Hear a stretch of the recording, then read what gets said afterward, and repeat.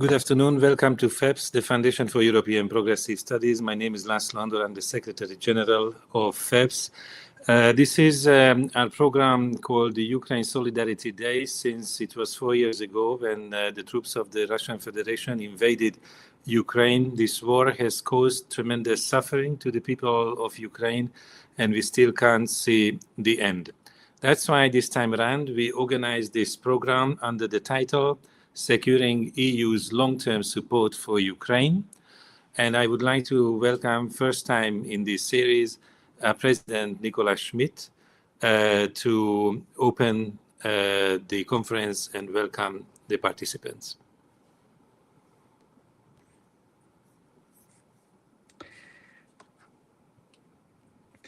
Dear friends, dear participants to the Ukraine Solidarity Day.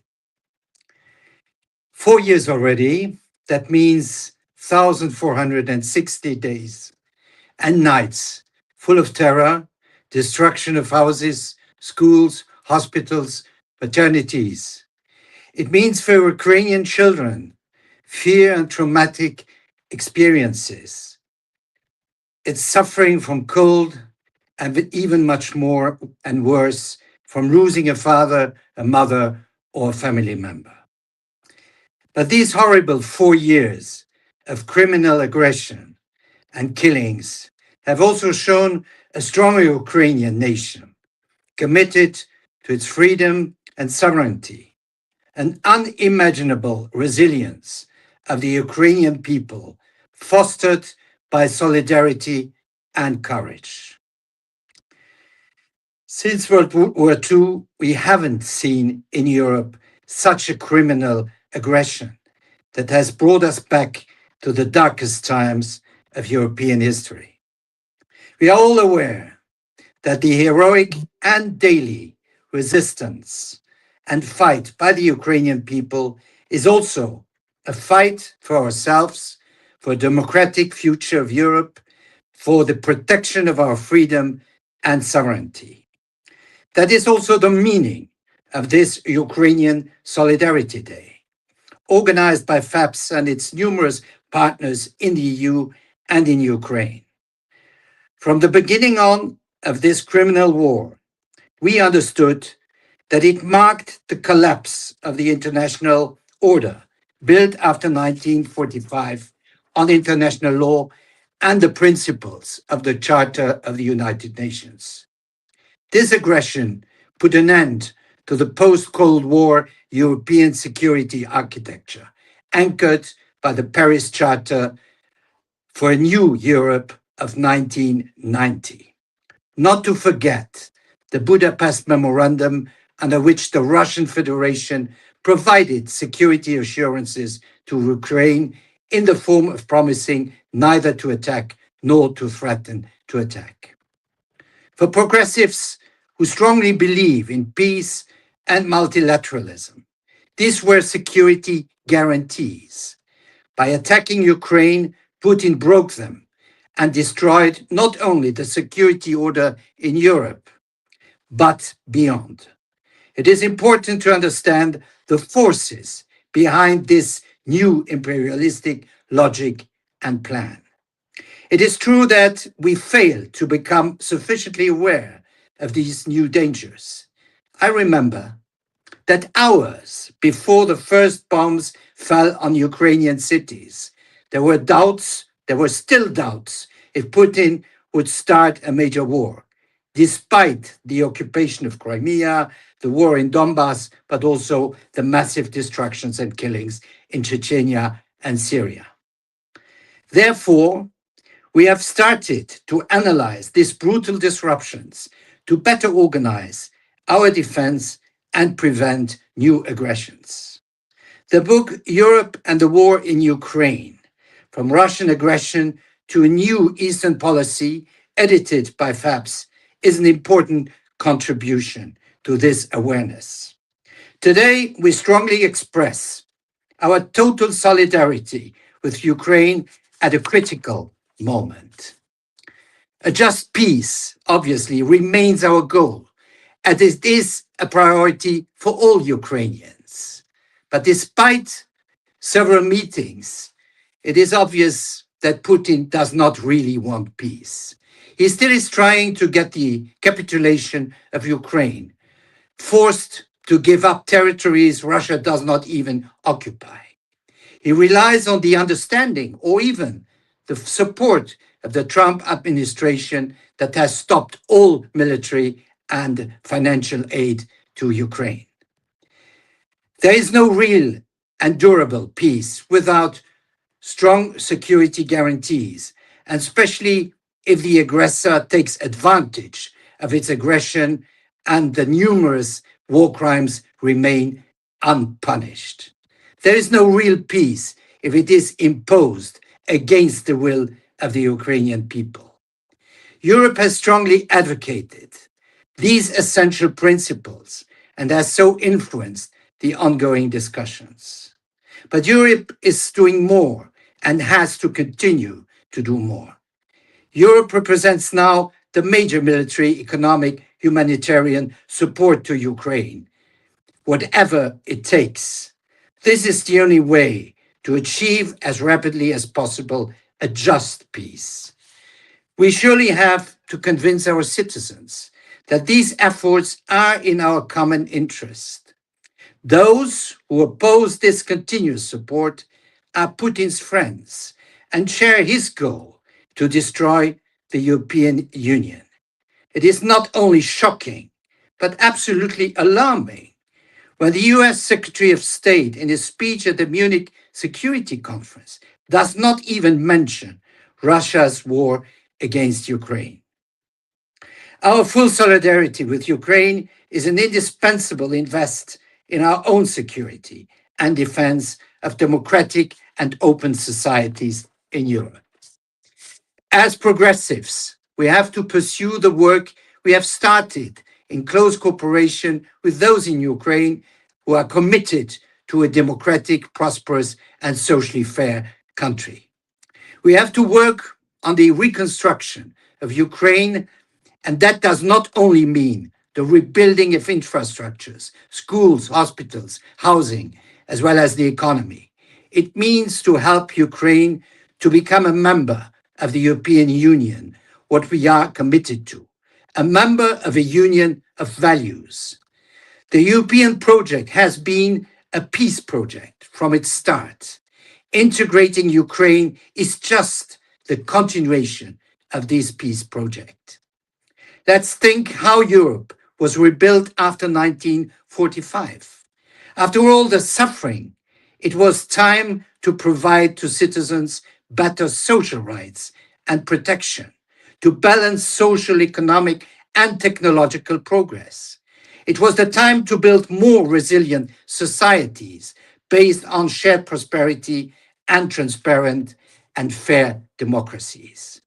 This should be the way to honor the courage and dedication of those fighting on the front and risking their lives, to help the children deprived of a peaceful childhood to build better lives, to pay tribute to a strong Ukrainian nation committed to its rich cultural heritage, but also to its strong will to live in a free and secure European country.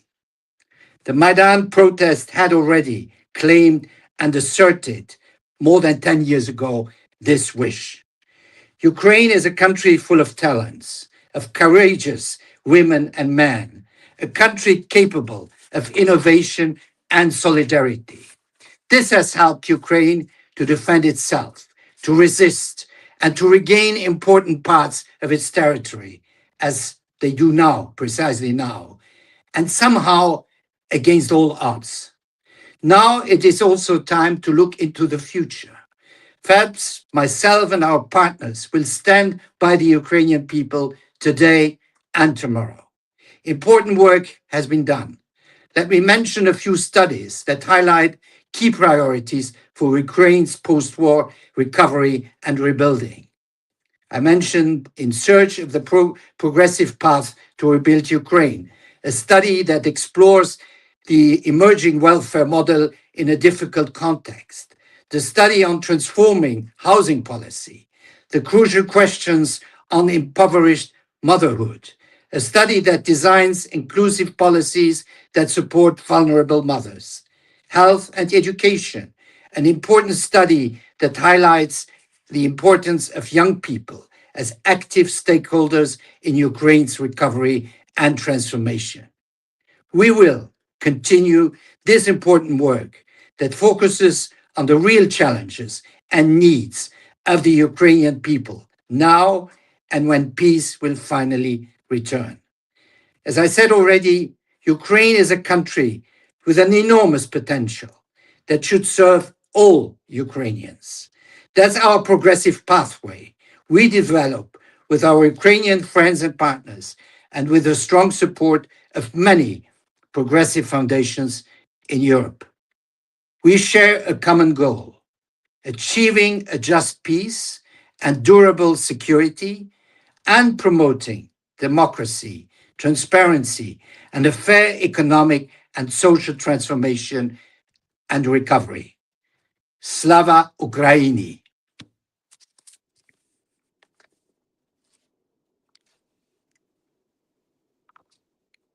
Thank you. Thank you very much. Thijs Ruiten, member of the Parliament, the SND Group, and also member of the AFET Committee. Thijs, the floor is yours. Thank you very much, Laszlo, and thank you also to Nicola. Good to see you again, Nicolas, also on Ukraine.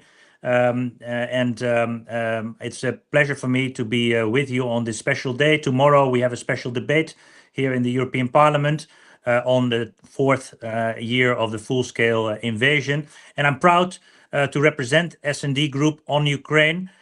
We are working as a team already from the start, even before the full-scale invasion. The S&D Group has been at the forefront of maintaining the support for Ukraine. Also, in the last couple of weeks, with the 90 billion euro loan, the essential loan to maintain support for Ukraine, also military and general budget, the S&D Group was leading the efforts in the Parliament to get this right.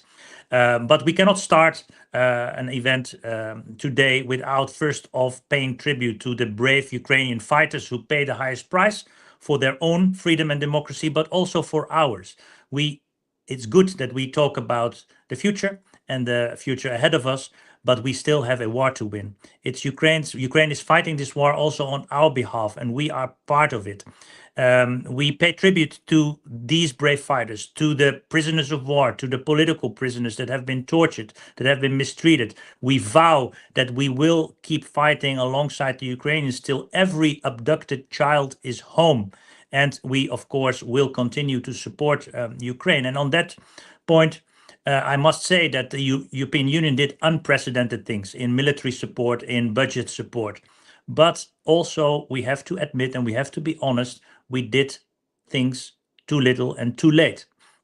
It's not too late now to do the right thing, but we have to learn from the past, when it was the European Parliament calling early on for tanks, for the fighter jets, for also deep strike capabilities. It took sometimes years before the member states acted. And we have to be honest also to each other, because the urgency is not felt everywhere in the same way, while it should be felt everywhere in Europe at the same way, because this is not something that we can leave to a couple of member states alone. This should be a collective endeavor, securing the future of Ukraine, the freedom of Ukraine, but also preserving our own freedom and our own security. What we have seen in the past year, the first year basically with Trump again in office, is little progress on achieving a just and lasting peace. That is regrettable, but Europe must stop with asking or demanding a seat at the table. A seat at the table you get, or you earn it by doing. And we need to take more initiative in this regard. Convince, in the best case scenario, the Americans to join us in raising the pressure on Putin, in coming back with support. But if that is not happening, and it might not happen, then we need to lead. We need to lead as European Union, together with our other European allies, not members of the European Union, together with Canada, we must take the lead in raising the pressure on Putin and continuing the military support to Ukraine in order to give Ukraine the possibility to defend itself, but also to strike back. That is an important message, I think. We have to stop being afraid, and we have to take matters in our own hand, because it's first off in the interest of Ukrainians, but also of our collective European security. One more word on peace, because it's the Ukrainians that want peace the most. They are fighting this war. They are paying the highest price. And yes, also Europe wants peace. We are also on the side of the Ukrainians in this. But this peace has to be just, it has to be fair, and it has to be lasting. And that's why security guarantees are so important, because we cannot do anything and we cannot ask anything from also the Ukrainians when they do not have the certainty that it will not happen again. That's in the interest of the Ukrainians, but also in our interest.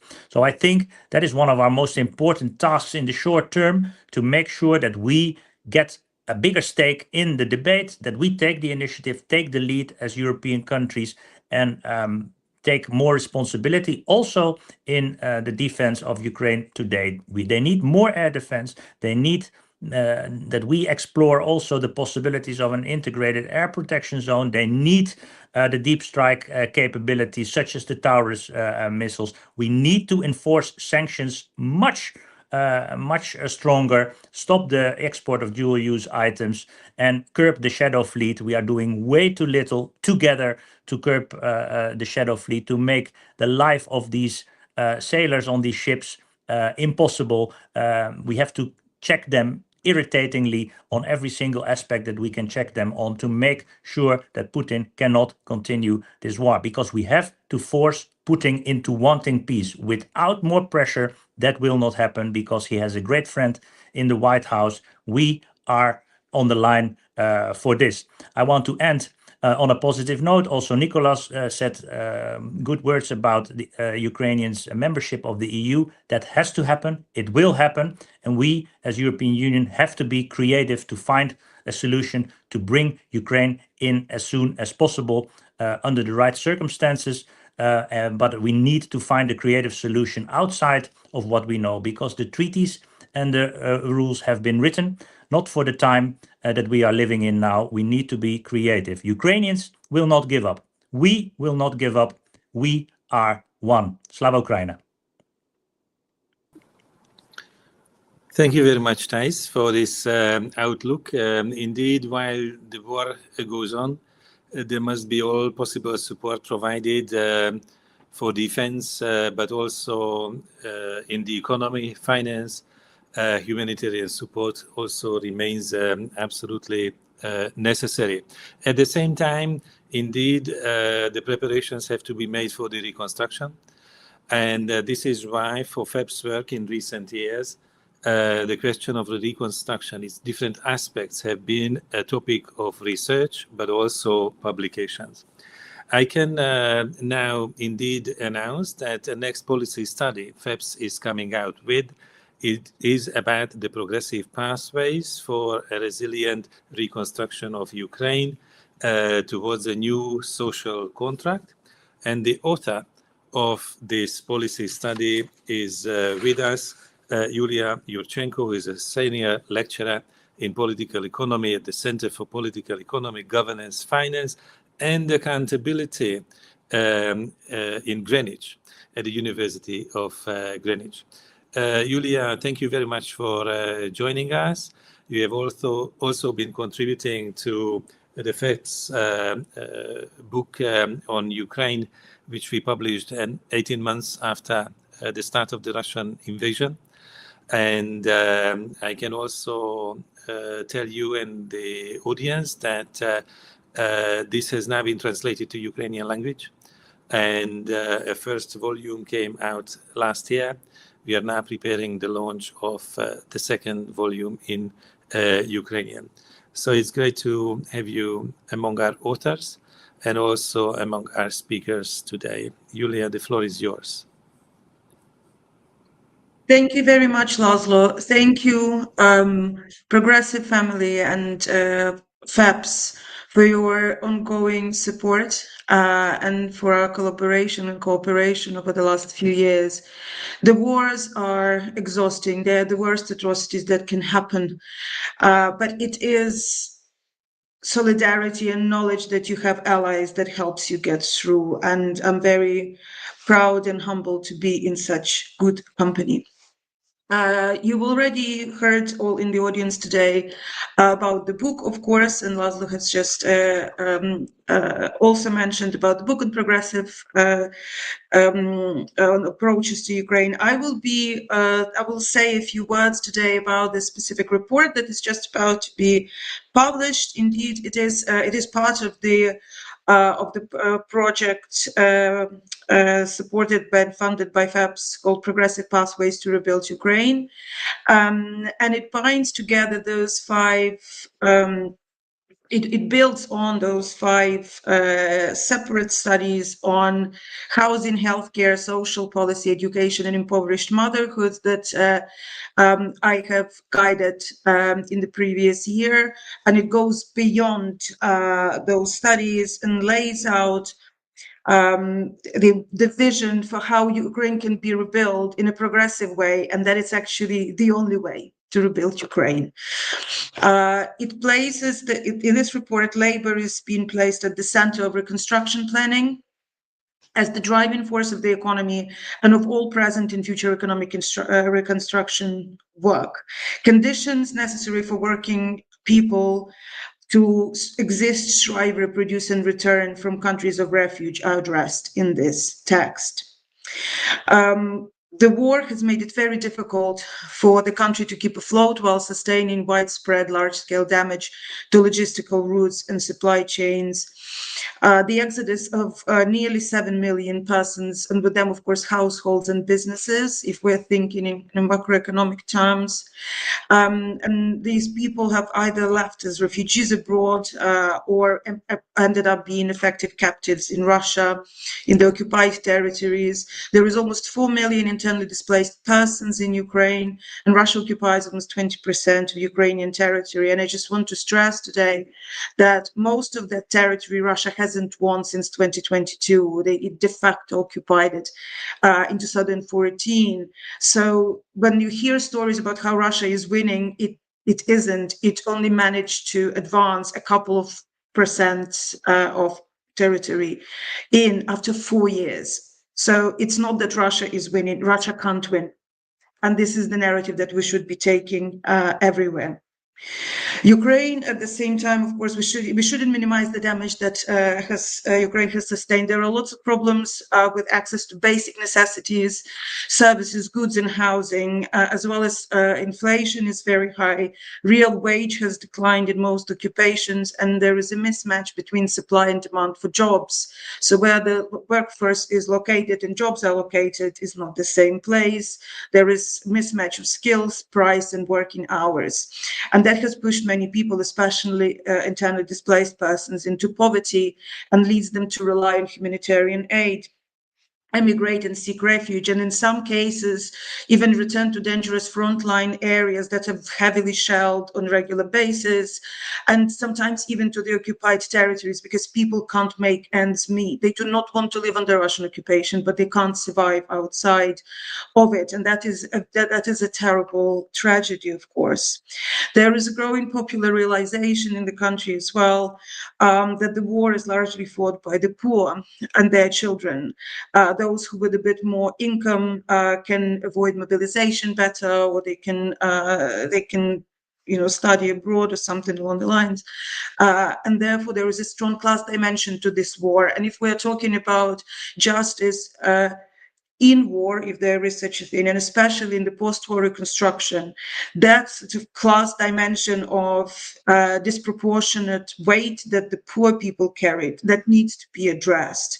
And I show in this report of where these main challenges are and what needs to be addressed and how. And these elements of education, of course, and housing specifically, and wages is extremely important. And the unpaid work that women do, especially, during the war, and all the extra care work that they do, which means that they can't partake in paid employment. That all needs to be taken care of in a comprehensive overhaul of policy approaches for in and post-war reconstruction of society and social fabric and institutions and budget, of course, local and national budgets. So there has been serious attacks on the labor code and pension reforms in the country. There's been public services supply provision and financing has been compromised. There is overall approach to fiscal austerity and individualization of costs of living and macroeconomic survival, including crowdfunding of the war effort, combined with auctioning off of Ukraine's natural resources and wealth to foreign investors. And that is brewing large-scale popular disappointment and discontent that further jeopardizes the chances of economic and political stabilization in the country and dissuades those who sought refuge abroad from returning. And if we are planning, if we are serious about rebuilding Ukraine being resilient during the war and Ukraine rebuilding after the war, those issues need to be addressed, and they need to be the first ones to be addressed. Ukraine needs a different, more egalitarian social contract. And it must be woven into the reconstruction planning at all stages and across all policy domains. And this is like some of the ideas about how that can be done. I put in this report. There are other parts of my work in which I also address it. But please do look at this report because there are some useful insights in there, I think. Ukraine's successful reconstruction, I show in this text, it is possible, but only if the rules according to which investors operate in Ukraine benefit Ukrainian Ukrainians and not just line the pockets of investors and their shareholders. And successful reconstruction is also possible if most of Ukrainians return to Ukraine. Without them as workers, plans will never become reality. We see a lot of fantastic indirect and indirect meaning of the word fantastic plans that get presented at the annual recovery conferences. And we know that without labor force, it is not possible to implement those plans.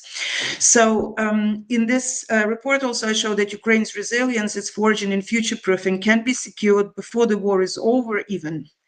Through state investment in the foundational economy, which is the socioeconomic system of public goods and services that meet basic human needs. We're talking about food, transport, housing, healthcare, education, telecommunications, and also through wage increases in public enterprises and real wage-led growth in the country. If you grow wages, that is the money that remains in the economy. It grows the economy in the same fiscal year and creates aggregate demand, creates demand for small and medium enterprises. Money stays in local economy becomes buoyant again. And that means more jobs, that means more money for basic and not only basic goods. And this ecosystem, economic ecosystem develops and people stay and the people want to come back. These priorities for wage-led growth and fiscal increases are also something that has been highlighted in the reports of the international labor organizations and conventions and protocols of ILO and European Union regulations need to be reflected in Ukraine policies, and that can help secure constructive reconstruction of Ukraine, and that of course also means that the country can be made resilient. The foundational economy is the bedrock of any economy, and its proper function is a necessary condition for a well-functioning economy as a whole. And I show in this report how through the investment in that and increase in wages, that Ukraine economy as a whole can be redeveloped. And as a result, then I show that there is a strong case for economic redevelopment, growth, sustainability and resilience, economic and human, as both can be secured and financed by fiscal expansion, and state investment into this foundational economy and public services combined with wage increases. This approach can help Ukraine remain buoyant, can prepare Ukraine for EU membership, introduce full functioning rule of law and institutional framework on which the country can be rebuilt, and deliver on constitutional rights and social guarantees. I invite you all to take a look at the text of the report and of other reports prepared by under the aegis of FAPS and by FAPS, because there is a lot of useful insights in there if you want to understand what is happening in Ukraine and how to rebuild it. And I just want to say at the end that I'm grateful for the ongoing support of FAPS and the Progressive Family colleagues in our collective effort to support Ukraine, keep a socially progressive conversation alive, and fight for a Ukraine where all, not just few, people have a chance of a good life. Thank you very much. Slava Ukraini, Героям Slava, and thank you for not forgetting about Ukraine. Of course, thank you so much for all this insight. I think you spoke about some of the absolutely critical aspects of the reconstruction. Indeed, human capacity, the human resources for any economic agenda are very important, but indeed pointing to gender aspects, which you did, is something which we cannot forget about. Without this, there's no complete progressive agenda. And paying attention to youth policies, which from the point of view of education, but also the quick transition to the labor market, the development of quality jobs, the housing question, all this is going to be a burning task, hopefully very soon. And indeed, you pointed to the connection between the reconstruction and EU integration, which we will bring forward with the next speaker, who is Andrei Kornichuk. Andrei is a researcher at the European Studies Unit at the Institute of Philosophy and Sociology of the Polish Academy of Sciences and a former FAPS colleague. Andrei, thank you so much for joining again, and the floor is yours. Thank you so much, Laszlo. And I have to say that above all, I would like also to share a few thank you words to the FAPS family and to the European Progressive family. I have been lucky enough to be part of this intellectually stimulating discussion since the start of the full-scale invasion. And one thing is to come up with ideas that you might feel that would benefit Ukraine. The other thing is for the colleagues to be receptive of them. And I think looking at how the FAPS, but also the European progressive leadership have been receptive to different proposals to embark on this journey is extremely important. The other thing I would like to emphasize and thank is for giving the floor for the Ukrainian expert community to be present in these discussions. For far too long, we have seen that these voices have been absent for one reason or another. Very often, they have been represented by the current Ukraine's enemy, Russia, and I think this has changed drastically, and it is very important, even if we look at today's event, to emphasize that the Ukrainian voices are being represented, not to discredit, obviously, the large expert community in Europe that knows well what it is talking about. But it is still very important to have a dialogue, in whether it's in academic, expert circles, civil society.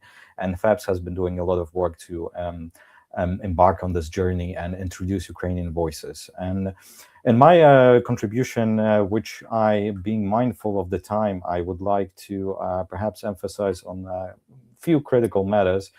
I would like to start with saying that, again, I'm very appreciative, as the previous speaker said, that we can have this intellectual exchange while there are people who are actually in the trenches defending this right that we have.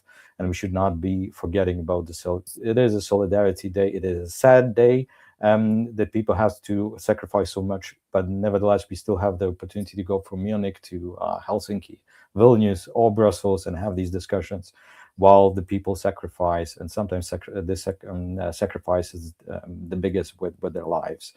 In my case, indeed, I would like to focus on that political dimension and two aspects. What can be done internally, internal reflection exercise within the European progressive family in terms of support and looking at perhaps enlargement being that most visible instrument, but also looking externally at the way this kind of support can be manifested towards the Ukrainian partners. But above all, I think the paradigm I think we should be thinking about is where progressives have an extremely well positioned, and I have a well-defined benefit to my understanding as if you look at the conflict and the multitude of different battlefields and dimensions that the war is being undergoing, you can see that it is a clash between the future and the past, whether it's the Russian aggressor who's entrenched, who's lost, who's defined, and who's shackled by the past and cannot let it go, whether you look at the recent negotiations where extremely frequent references to the past are being made, whether it's those who want to make America great again or Europe great again, and those who often are positioned ideologically on the center right up to the far right spectrum, they are very much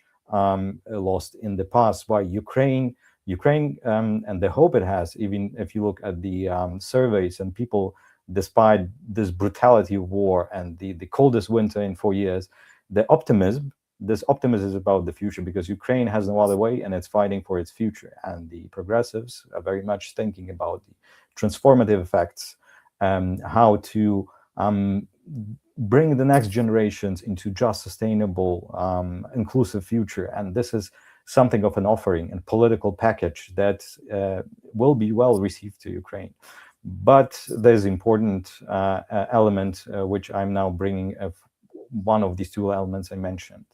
To be effective, perhaps, and this support, be it as part of enlargement, Ukraine for the progressives is definitely important to have a counterpart in Ukraine. And the unfortunate thing is perhaps that for many years up until now, you would not have a clearly defined movement or a sister party or a sister political movement that would be represented in Ukraine to which progressives can speak directly to. This is not perhaps surprising if you look at the debate that has been undergoing for more than 3 decades, calling Ukraine political landscape as lacking clear ideological mapping. You would find certainly a lot of catch-all parties, business project leadership, something of a Ukraine's Got Talent, not real elections representing clear ideological spectrum. This will change, this has to change, this must change. And I think this creates an opening for the progressives also to support with the expertise, with their capacity, the strengthening of the progressive movement in Ukraine as well, because Ukrainians need to have a variety of options, and one of them certainly needs to be a progressive option, as many of the needs and many of the priorities that Ukraine currently has, I would argue, are best represented with this political movement, the progressive political movement. Luckily, a lot of things have changed and moving positively. Some of the speakers, even which we saw today, already intervene or will. They have already gone to Ukraine. There was the EU Ukraine Progressive Forum. FAPS is doing a lot to bring young experts to its academics networks, to its Autumn Academy. There's a lot of capacity building doing, but it's also important that the future is being manifested and a political movement that can be also reflective and can be a real partner for the progressives. That will make the things much easier, much more effective, much more efficient. And while, of course, the progressives can do a lot to support Ukraine in terms of its expertise and capacity for the Ukrainians themselves and go to Ukraine, be present in Ukraine, which is symbolically but practically very important. I would like to finish in my intervention with the second aspect, this aspect of internal reflection and things that have to change within the EU, within Europe, within even individual political families of member states, but also in generally on the level of Europe. And this is certainly that we have to think, and this was mentioned by Thais in the beginning of his intervention, a reform is needed. at the very end, whether Ukraine joins or not the EU, it's a political decision, and we cannot leave this decision to be hijacked by individual interests, be it individual member states, which shall not be named, but we all know which state it is, or some new state in the future. The foreign policy or certain decision-making or areas of EU's decision-making competencies, they cannot be hijacked, locked, or be in a limbo due to unanimity, for instance, in certain areas. This is a very difficult discussion to have currently, but it is not. It is a necessary one. Indeed, the new times require perhaps looking into the reform process, and progressives are at the forefront of this discussion, and they have been for many years. But these solutions have to be found in terms of institutional. Legal institutional framework. The second aspect is perhaps also to looking at how the enlargement, and I would like to conclude with this, but how do we approach the enlargement policy? This has been for the last 4 years a positive impetus into rethinking on enlargement. Unfortunately, it's still mainly locked in a theoretical reflection. It would definitely need to be implemented practically. But in any case, I think an increasing number of experts, but also individual citizens, they feel that enlargement has to have a very strong progressive mindset in mind. It cannot be no longer only purely a technical process, but it should be part of the EU's own portfolio toolkit, which can be used also for the certain geopolitical aspects and discussions. This enlargement policy, which you can read more into various publications that FEPS has supported, and I was also lucky enough to author some of them, where we delve more into thinking how this should be devised. But the main idea is obviously is that at the very same time that the reform process is undergoing, I think we are still debating whether we can in any way fast track the enlargement policy. It's again a very difficult theoretical but practical discussion. It's a paradigm shift whether it's possible to fast track any sort of enlargement process. But I think, and this is the last idea perhaps I would like to leave you with, is that we must also think what is the biggest benefit for Ukraine. Is fast tracking? I would say that if you look at the value-based dimension, Ukraine certainly deserved to have being a member. It paid the biggest price any member paid, I think, in recent history. But at the same very time, it's still a merit-based process where we focus on reforms. It's still very much beneficial for Ukraine. Ukraine embracing that process of reforming, which Yulia mentioned, all the different social aspects, is so important. So, excuse me for this perhaps comparison, but not to become a time-ticking bomb with certain aspects of the policies not being addressed and then firing back once Ukraine is in the EU, which will not benefit Ukraine itself, but also the community. So it's a difficult discussion. I think it's an important discussion which progressives are well placed to have. We must ensure that the support for reform is undergoing, that Ukraine itself, despite the difficult circumstances, understands that going through this painful process will benefit its future generations. And indeed, having the sacrifices is important to secure its just sustainable peace, but also a transformative future into a truly flourishing democracy. Thank you so much for the ability also to contribute. Slava Ukraini. Thank you very much, Andriy, for your reflections. You very kindly mentioned the training programs of FEPS, which also included Ukrainian partners. And you highlighted the importance of building bridges between the progressives in the European Union and Ukraine. And the next speaker is someone who has already worked on this a lot, Antony Bojma, who is the coordinator of the Party of European Socialist Contact Group with Ukraine and the former Secretary General of the SND group in the European Parliament. Ton was the main organizer of the Progressive Summit in Kiev last November. And with all this experience, I'm asking you, Ton, to take over the microphone and present your thoughts on this occasion. Thank you, Laszlo, and thank you, FEPS, for organizing the Ukraine Solidarity Day. You've introduced myself. Until December last year, I was Secretary General of the S&D Group in the European Parliament. Long ago, Secretary General of the Party of European Socialists. Since December last year, I coordinate as you said, the PS Contact Group Ukraine. And one of our main issues has been addressed by the previous speaker, and he made the case for the organization of progressive social democrats within Ukraine and the importance it has. This is a core element. Also, when it comes to enlargement, for the moment, we are not represented in the Rada, in the Ukrainian parliament, with a progressive social democratic grouping. And we help all those who work towards that goal. And I also thank FEPS and Nicola, Laszlo, Uwe, and a number of FEPS member foundations for the support of this project, which is, I think, crucial. And thank you, André, for making the case. That saves me a minute, which I can use for other issues. In the panel, we have identified 4 dimensions: financial, security, political, and social.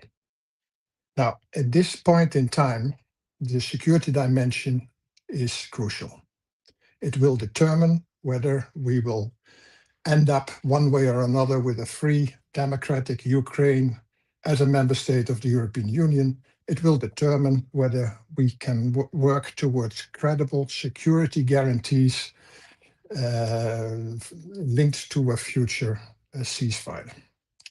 This is still possible. And I share the realism and the optimism of previous speakers. Summarizing the security situation, the security dimension at this moment in time is, first of all, the stalemate. Russia will not take over Ukraine. Ukraine will not win this war. This is important as a starting point. And this is based on, I think, 3 elements. 1 big negative element and 2 positive elements, which make together a compensating situation. Russia will, in the short term, continue its aggression. Anybody who thinks that we're about, in the coming weeks, to see a breakthrough, I don't see it. And that's basically because of 2 reasons. Russia is a dictatorship led by Putin, whose future and even whose life depends on the Ukraine war. Secondly, we have seen a policy shift when it comes to the US administration, from Biden supporting Ukraine to Trump declaring that Zelensky, that Ukraine is the major stumbling block for peace. And ongoing negotiations, bilateral, between Russia and the US on a financial economic deal, including personal gains for Trump and his clan. This is worrying. Now, what are the pluses? The major plus, and we've referred to that, is the determination of Ukrainian politics, but maybe more importantly, its population to resist. Plus, a not unimportant fact that the majority of the weapons Ukraine uses, for the ammunition it needs, Ukraine takes care itself with the help of European partners, but it does organize it itself in the meantime. Second big plus is that Europe, and in this case, I would say EU minus Hungary and Slovakia, plus UK, plus Norway, plus Canada, we are there. It is slow, we can criticize it, but there is significant support, and the EU will not be stopped. It will bend its own rules, creates all sorts of coalitions of the willing in order to deliver. Europe is with Ukraine, and the realization that it, if necessary, it has to be a guarantee for Ukraine's future without the US, then this is realism to take care of. Let me conclude with two elements, which in my opinion should have center stage when it comes to a progressive Ukraine strategy. One is, and also there Andrei referred to, EU membership to concentrate on. And the second is securing the ongoing public support for Ukraine within Europe. EU membership. Let's remind ourselves that not long ago, Zelensky stated that there will not be a deal without a concrete date for EU membership. And I think he's right. The responsible commissioner Koch referred to the end of 2027, but of course that was based on the assumption that we were about to have a ceasefire. This is not yet for the immediate. Now, EU membership has not been challenged openly nor by Putin nor by Trump, but there's no reason to trust them. If you read the 2026 US National Security Strategy, then you will see how much the EU, with its program of ensuring degrees of strategic autonomy also towards the United States, how much the EU is an opponent of the US, and how much Putin and Trump could agree to have a common enemy in this institution.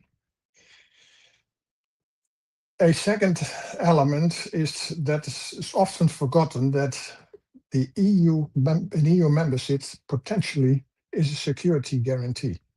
Now, this has to be implemented and made credible. But if you look at the European Treaty, European EU member states do have a responsibility towards each other when it comes to security.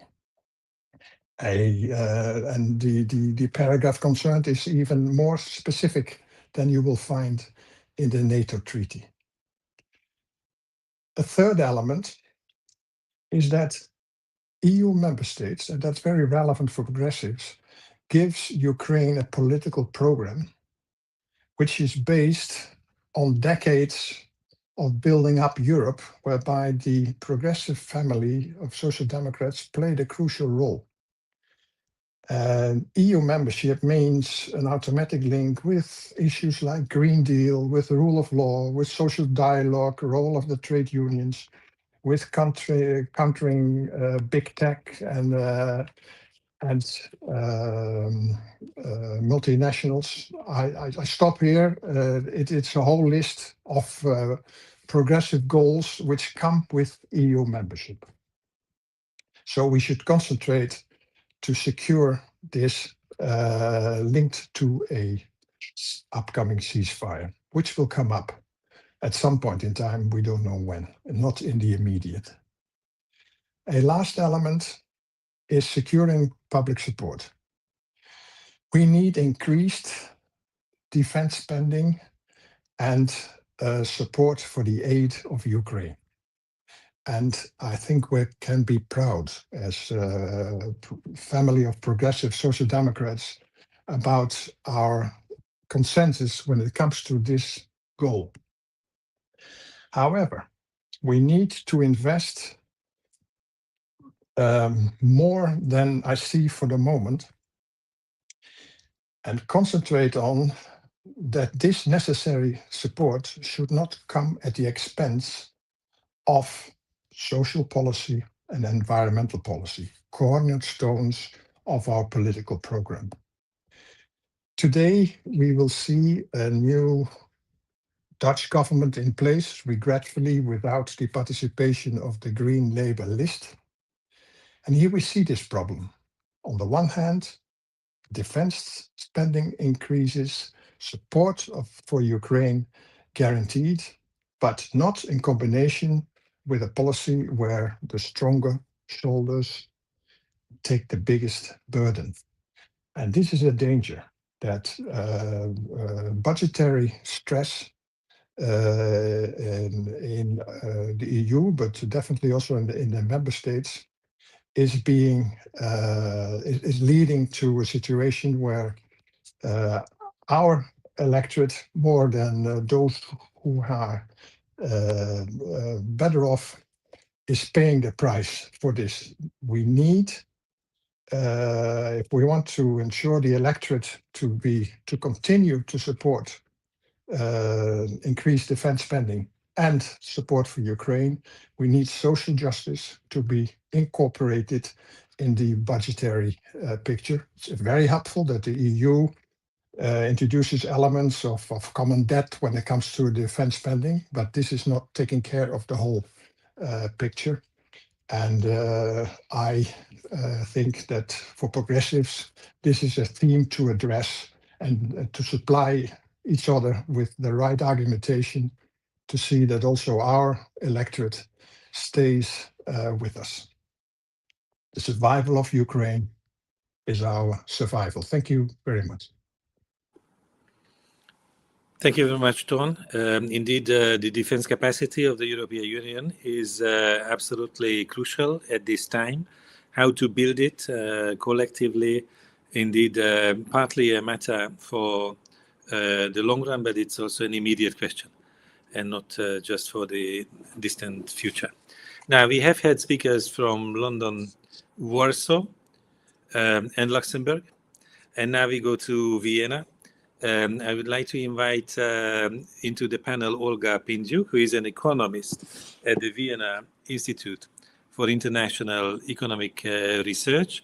Olga is a specialist in foreign trade, especially trade in services and foreign direct investment, and knows a lot about Ukraine itself, but the CIS, the Commonwealth of Independent States, more broadly. And thank you so much for joining this FEPS panel.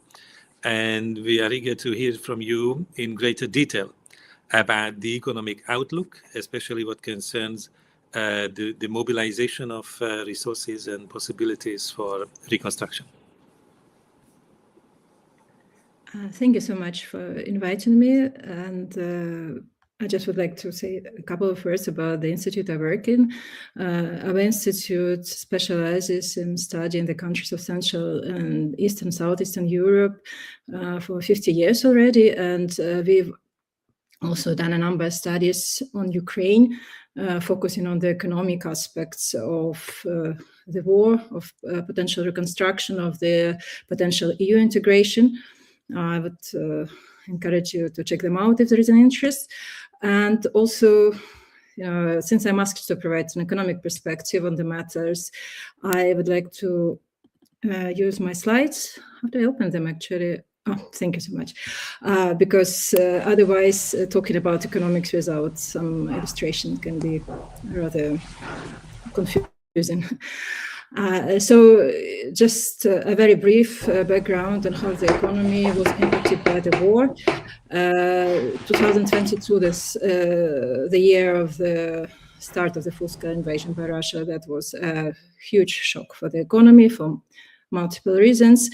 And there was a contraction, as we all know, about 30%. But already next year, the Ukrainian economy demonstrated quite strong resilience, and resilience has become kind of a buzzword when talking about Ukraine during the years afterwards. And, it's quite impressive that they managed to achieve 5% growth in 2023.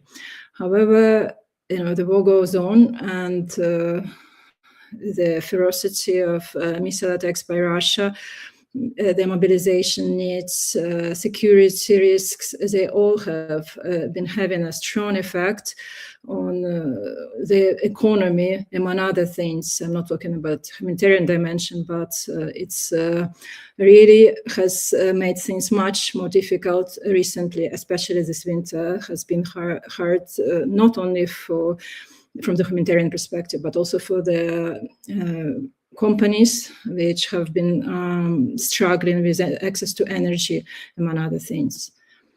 But this is just current losses which the war has inflicted. There is a much bigger damage being done, and there is still, it awaits to be dealt with. The most recent study available of the damages inflicted by the war and reconstruction needs facing Ukraine is already about 1 year old. So I think we will have soon an update, and my suspicion is that the number will be much higher. But just to put things into perspective, the last estimate was more than $500 billion, the estimate of reconstruction needs in the next 10 years. And annual size of economy, annual GDP of Ukraine, which is depicted on the right-hand side, is about $200 billion. So it means that Ukraine would need to spend, if it were to do it with its own resources, 1/4 of economy, just on the back of an envelope calculations each year, just to repair the damage which has been done. And this damage is not something which happened and never happens again, because Ukraine has to do reconstruction permanently. There are many acute, urgent needs which need to be addressed on a daily basis. If energy production and distribution is hit, Ukraine needs to repair it. Then it gets hit again. It needs to repair it again, and it's a lot of resources be invested again and again. Transportation sector has been heavily impacted. Housing, which is, the previous speakers mentioned how crucial it is for the refugees to return, to have proper access to housing, to utilities, social infrastructure and services. This is all something which needs to be, permanently dealt with, and the war is afflicting damages on a daily basis there. And Ukraine, as it's no secret, is a much smaller country in terms of the size of its economy, in terms of size of its population, compared to Russia. So on its own, Ukraine wouldn't have had sufficient resources to fight such a big aggressor. And I want to illustrate my argument, showing how much money the state is able to collect, via taxes, non-tax revenues, some grants, and how much expenditures it has been having during the years of full-scale invasion. It's roughly 1/5 or 20% of GDP is a difference. It's a deficit which Ukrainian government faces each year, and it needs to cover it somehow. And that's why external aid is crucial. Otherwise, it would be de facto impossible to do that. And what is striking is how much resources is actually spent on the defense purposes out of budget expenditures. It's more than half has been spent on defense, support of military personnel, purchases of defense equipment, munition, etc. While the share of the expenditures on a typical functions, which the state usually does, social expenditures, which includes healthcare, education, etc. The share has been actually shrinking, and this might have a very long-term negative consequences on the sustainability of economic recovery, on the chances of people returning after the security risks subside. The EU, the credit is where the credit is due, has become a leader in providing aid to Ukraine after the US has basically pulled out with the new Trump administration. What is a bit troublesome for Ukraine going forward is that the financial aid has been provided mostly in the forms of a loan. And, the loans are on very generous conditions, like 30 years, delay in repayment, subsidized interest rates, but nonetheless, it all adds up. And it might make the macrofinancial situation unstable going forward if the debt forgiveness is not started. And also quite striking that Europe has now overtaken the US as a provider of military aid. But of course, here we cannot see that areas of critical dependency on some parts of US military aid. And this is something where Europe cannot replace the US, unfortunately, in the short run. And this creates some strategic vulnerabilities, both for the EU and for Ukraine in the coming years. So I mentioned before that the aid that Ukraine receives has been causing ballooning of its public debt. It's now about 100% of GDP, which might be not a big deal for some of the big developed economies, but if one thinks about, the need to repay these debts and the need to finance reconstruction after the war is done, it might really take out necessary resources from the Ukrainian economy and cause it grow on a much lower trajectory than otherwise possible. On the right-hand side, I'm showing how much debt repayment costs Ukraine, according to the most recent calculations of the Ministry of Finance of Ukraine. And this year, it's around 10% of GDP is supposed to be spent on paying out existing debt. The bulk of it is domestic at the moment, and the fact that Ukraine needs to borrow a lot domestically, this is to a large extent due to uncertainty and insufficiency of the external aid it receives from its Western allies.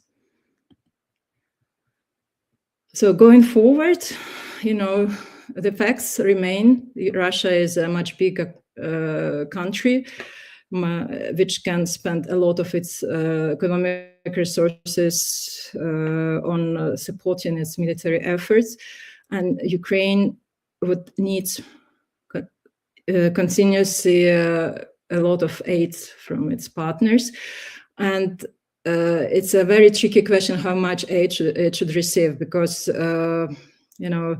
it might be one amount which is enough to survive and maintain defense efforts. But if it were for, sufficiently bigger, Ukraine could have gained a decisive advantage over Russia, and the war could have ended sooner. So it could have actually cost much less money if the aid was much bigger from the very onset of the full-scale invasion, and it didn't need to be paid for so many years. But we all know the current geopolitical situation, the EU internal tensions, flaws in its institutional design, which make it really problematic to mobilize aid in sufficient amount. Although what is reassuring is that there is growing understanding in the EU how crucial Ukraine is for its strategic autonomy, and it's in the very strong interest of the EU to make sure that the war is won by Ukraine rather than by Russia, which is a scenario we do not even want to contemplate, but just, some thoughts on what could have happened in the worst case scenario. If Ukraine were indeed to lose the war, then it would have very strong security repercussions for the rest of the world. It would reassure wannabe dictators that they can actually grab countries without much of consequences. I think China, Taiwan, that's what first comes to mind. And we all saw some preview of Russia's hybrid and also hybrid attacks on the countries of the EU already. So it would mean that strengthened Russia would be looking for new endeavors probably, and the countries closest to the Ukrainian border, Poland, Baltic states, would be facing much higher security risks because of that. Probably many more Ukrainians would have to flee the country, but not only Ukrainians. Ukraine is a very important provider of food on a global arena. It, prior to the full-scale invasion, accounted for about 10% of the global supply of wheat, and it was directing its exports primarily to the poorer countries of Africa and Middle East. And we also saw what happened in 2022 when there were disruptions with Ukrainian exports of grain. If this were to happen again, that might mean increased food crisis in many countries of Africa and Middle East, and potentially increased migration. This is something which, politically would be quite damaging, but also on a humanitarian, from the humanitarian perspective, this is something we do not want to have. And there is also a very positive scenario how it all can end. And previous speakers already referred to Ukraine's membership in the EU, which I believe needs to be accelerated. It cannot be 30 years in limbo how the Western Balkan countries had to endure. And it will be not a charity project because Ukraine has a lot to offer to the EU. As I mentioned, Ukraine is perceived as a crucial element for the EU's strategic autonomy, for its common defense policy.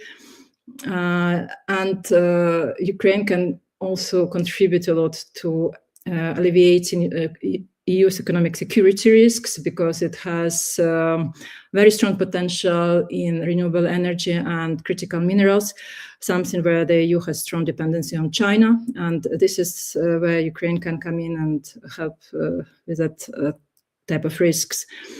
And defense industry itself, Ukraine has de facto the biggest army now in Europe, which has battlefield experience, which knows how to operate drones, and Ukraine is able to produce very big amounts of modern drones. It has very good experience in cyber warfare, and that's something where you can also benefit from this expertise. So just to sum it up, Ukraine cannot finance its defense efforts and reconstruction efforts without external support, but it's in the EU's interest that Ukraine receives both in sufficient amount. And the EU has what it takes. Actually, I forgot to mention I put it on the slide. Here you can see, how much aid have individual EU members been provided relative to the size of their economies. And it might be indeed the case that Germany, in value terms, has been providing more than Lithuania or Latvia, but if we are comparing the size of aid with the size of the economies, it is clear that it's Scandinavian countries, Baltic states, and Poland, which contribute the most. And it also means that potentially other countries, members of the EU, can step up and increase support if indeed incentives were there, if there is public support of it, which was also mentioned, which needs to be accumulated. And, EU has what it takes. Frozen assets of the Russian Central Bank, that's a very I think, sensitive topic. We won't go there, but that would have been indeed a very good solution of the financial needs in the short run.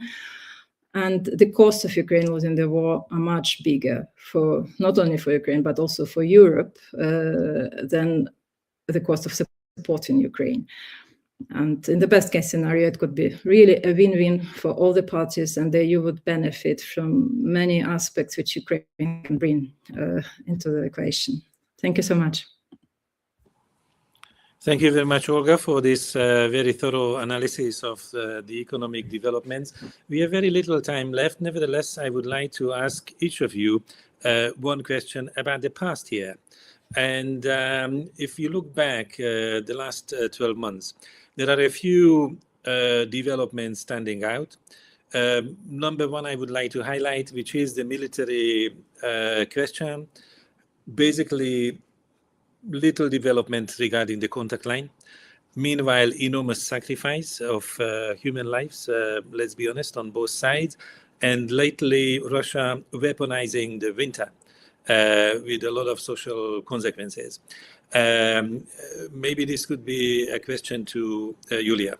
And in the meantime, we saw a lot of diplomatic dynamics, absolutely a dramatic year regarding the diplomacy around the war in Ukraine, a lot of dramatic scenes in the White House, but also in Arab countries, in Geneva and elsewhere.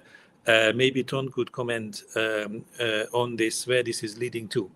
And Olga, you saw at the end of last year enormous difficulties of the European heads of state and government to come together for a financing package, following the efforts to take advantage of the immobilized assets of Russia. And at the same time, the outcome was positive. The further financing was indeed secured. So if it was possible really in 1 minute, because afterwards we will have to invite the Vice President for the closing. Julia, would you like to start? 1 minute. Yes, thank you very much indeed. The developments in the last year have been catastrophic, especially because the hits on the energy infrastructure. And we know that rebuilding large thermal power stations will take a lot of time and money. So in that sense, a lot of people are using autonomous devices to heat their homes. And in order to support them in that, of course, that also means that some sort of wage growth strategy is important in the country. But if we're talking about large infrastructural projects that Russia has been attacking which is a war crime, attacking civilian infrastructure, Russia should be paying for that. I think it's great that there are European partners who are supporting Ukraine through loans and aid, but Russia must be made to pay. Olga was just saying that Ukraine cannot finance this war alone, and it shouldn't. It's not Ukraine's fault that it's been suffering from this war. Russia should be made to pay for it. And I know that there are a lot of efforts, but also there are a lot of challenges in that sense, in terms of, for example, frozen assets. And one final statement I will say is that there is a belief amongst Ukrainian politicians, but also a lot of EU politicians, that we cannot expand our fiscal allocation for wages, for example, of public employees. And what I want to say is that we cannot afford not to. If your teachers cannot afford to pay bills or feed their children, not only they, but the whole economy suffers. And actually that kind of expenditure pays for itself. So I would really like to see in the next year that narrative change. Ukraine will be less reliant on aid if its employees are paid better. Those are the two things that I want to leave. Thank you so much for being succinct. Thank you. Olga, would you like to comment on the financial package, its difficulties, or what it is enough for? Yeah, thank you. Well, actually, it was the second best solution, which was found in the last moment, but now Hungary blocked this loan, and it's a game which Hungary has been playing many times in trying to squeeze out some benefits financial, political from the EU for its vote. So it's not smooth, it's not easy, it's not how it should be. This is a political reality, but I think there is a very strong and growing understanding inside the EU that these rules, this unanimous voting requirement, these need to be changed so that one rogue actor cannot hijack the whole bloc's agenda, but it remains to be seen. Unfortunately, it's not as smooth and easy as one would have hoped for.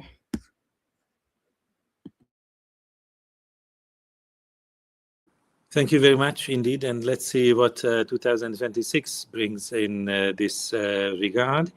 Ton had some connection problem. I wonder if he is back and wants to comment on the diplomacy of the war in 26 and especially the transatlantic divide. Ton?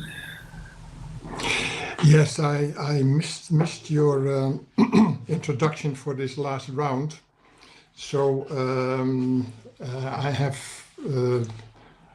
I'm not in a position to answer any issues you raised. Okay. I can react to what I heard. Okay. And there I would try to make our exchange a little less problematic in that sense that I cannot imagine also in the coming years the EU undermining the security of Ukraine by not making it survive financially. That would be ridiculous. If you look at the economic strength of those who have declared their solidarity to Ukraine and the needs, that would be ridiculous. And yes, it is never easy. But another element to be taken into account is that the survival of Ukraine is such a matter of crucial importance that we've come to a situation that the rules in the EU treaty are being sidelined, and for good reasons.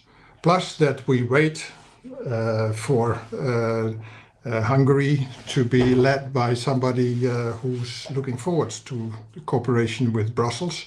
And that might just be a matter of, Laszlo, 1.5 months? So if from I understand that we might have to wait, and then we only have Slovakia to deal with, but the mood has changed in Brussels. I think 1 year ago we would have really had troublesome exchanges on the rules and whether one country can block this or that. Supporting Ukraine is such a survival strategy for the EU itself that one should expect especially agreed support packages like the 90 billion to come through. So yes, it takes a lot of time and it's too little, but hopefully not too late. That leads me to a last remark, and that's the question: in whose advantage is that this is lingering on? Who's gaining, the Russians or the Ukrainians, when there will be no ceasefire? We should also dare not be, in spite of all the hardship and the misery of this winter, we should not allow ourselves to think that Ukraine is on the losing side at all. On the Russian side, you do not have the public support for this war like you have in the Ukraine, not at all. But as I said, it's a dictatorship. It holds on until it cannot hold on anymore. So we should not be too afraid to conclude that increasingly Putin is, as we say in Dutch, and we won a lot of gold medals, is skating on very thin ice. Mm-hmm. He's still skating, but the ice gets thinner and thinner and thinner. And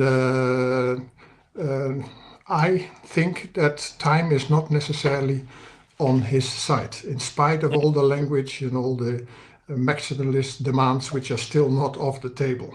But the fact that the Ukrainians are holding on is not just because they do not have an alternative. This should also be based on the fact that they seriously undermine the power and the economic basis of Putin. And we should all work towards that goal. Thank you very much. Thank you. Thanks to all the panelists. And now I would like to invite for a closing intervention Uwe Optenhögel, who is a vice president of FEPS. Previously was a director at the Friedrich Ebert Stiftung. Uwe also is the co-editor of the FEPS volume on Ukraine, which came out in English first, but now partly already in Ukrainian, and we continue. And Uwe is also coordinator of the FEPS expert group on defense, which we have been establishing in order to study the question of defense capacity and security issues recently. Uwe has been listening to the conversation, and now I'm asking you to provide a kind of summary and a closure. The floor is yours. Yeah, thank you very much, Laszlo. I ask you to excuse my voice. I'm coming from a cold last week. It's not that I was totally drunk last night.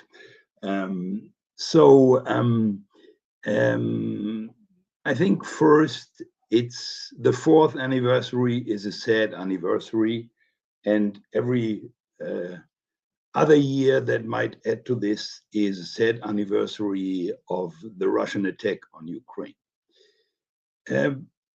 I will not really try to summarize, but I will try to share a couple of more general thoughts about the character of the conflict, of the war, with you. I think this war is marked by many surprises for observers and maybe also for participants, for the Ukrainians themselves. It started out supposedly as an asymmetric conflict between David and Goliath. And as we've already heard today, we arrived at the moment in a military stalemate. At the same time, the war initiated what was called Zeitenwende. And in the development of the war over the last 4 years, we had to recognize that there were 2 moments of Zeitenwende. The first moment, obviously, was the Russian attack itself, which turned territorial war into a means of politics in Europe again, first time after the Second World War, ending the security order of the Charter of Paris in Europe.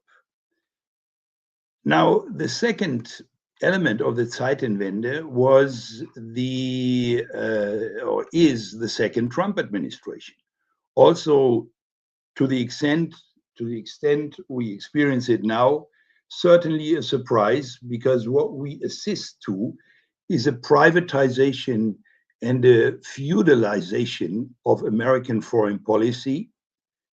There is a large disrespect of the administration for domestic and multilateral institutions, and the American allies, decade-long allies for the many EU member states and good allies for Ukraine for quite a while. This American administration turns longtime allies into adversaries. Surprise. The second big surprise, I would say, is the remarkable determination of the Ukrainian people to defend freedom, which means the resilience of the Ukrainian people. I think we have all reason in Europe to pay tribute to the Ukrainian people, because as Olga said, losing would be for Europe in the meantime a lot more detrimental than continuing to support Ukraine. I'm already almost tempted to say whatever it costs, This is not the case, as we know, because in democracies, these policies are put to elections. So our countries and governments have to be careful, but they are determined. And the third surprise, I would say, is that the European Union proved far more capable than it was initially considered to be, or than it was initially expected in dealing with the war. It's not only the sanction packages, but I think in the meantime, it's also a close connection and link with the Ukrainian arms industry and the European arms producers. So I repeated shortly, I think really surprise developments, at least these big moments I would want to mention. So what we assist then over the last 4 years is two parallel developments. We have an ongoing war, which turned from the Russian illusion that it could be a blitzkrieg into the illusion that it would end up in a trench war of the kind of the First World War. And what we have now is a totally new type of war, never ever fought like this. We will see how it will be determined at a later stage when it's hopefully over.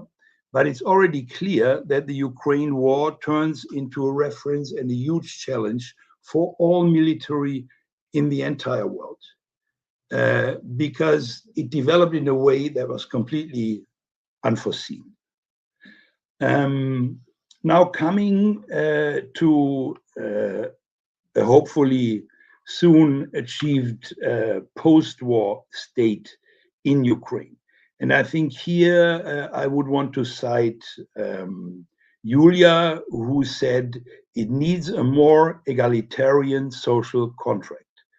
And here I think who comes late might be benefited and not punished, because we know from the transition periods in Central and Eastern Europe, but also from the first transition in Ukraine, that the neoliberal approach didn't work. At least it didn't work for the people. It worked for the oligarchs, but not for the people.